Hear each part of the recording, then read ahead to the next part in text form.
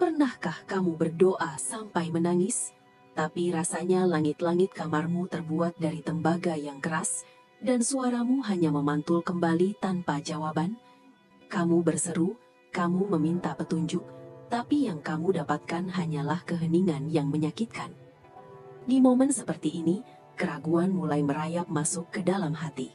Kita mulai bertanya-tanya, apakah Tuhan benar-benar mendengarkan? Atau lebih buruk lagi, apakah Tuhan telah meninggalkan kita sendirian di tengah badai kehidupan ini? Perasaan ditinggalkan ini adalah pengalaman manusiawi yang nyata, namun seringkali disalahartikan sebagai fakta spiritual. Jika kamu merasa demikian, ketahuilah bahwa kamu tidak sendirian. Bahkan, tokoh-tokoh besar dalam sejarah iman pernah merasakan hal yang sama. Dalam kitab Mazmur, kita menemukan Raja Daud, seorang yang disebut berkenan di hati Tuhan, berteriak dalam kepedihan, "Berapa lama lagi Tuhan, Kau lupakan aku terus-menerus? Berapa lama lagi Kau sembunyikan wajah-Mu terhadap aku?" Kitab suci tidak menyensor emosi ini.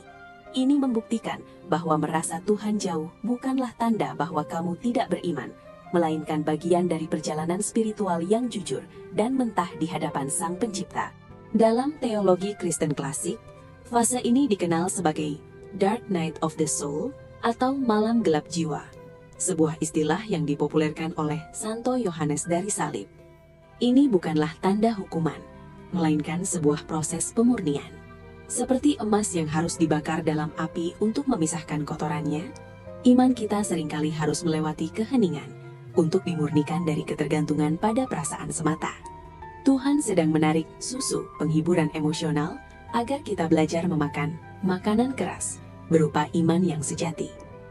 Dia ingin kita mencintai Sang Pemberi berkat, bukan hanya berkat-berkatnya. Disinilah kita harus belajar membedakan antara emosi yang subjektif dan kebenaran yang objektif. Perasaan kita itu fluktuatif. Ia berubah seperti cuaca, kadang cerah, kadang badai. Namun janji penyertaan Tuhan adalah seperti batu karang. Ia tetap, tidak peduli bagaimana perasaan kita saat itu. Ketika kita merasa Tuhan jauh, itu adalah validitas emosi kita, tetapi bukan realitas posisi Tuhan. Tuhan tidak berpindah tempat. Dia ada di sana, dalam keheningan itu, sama hadirnya seperti saat kita merasakan sukacita yang meluap-luap. Iman adalah memilih berpegang pada apa yang kita ketahui tentang Tuhan, bukan pada apa yang kita rasakan saat ini.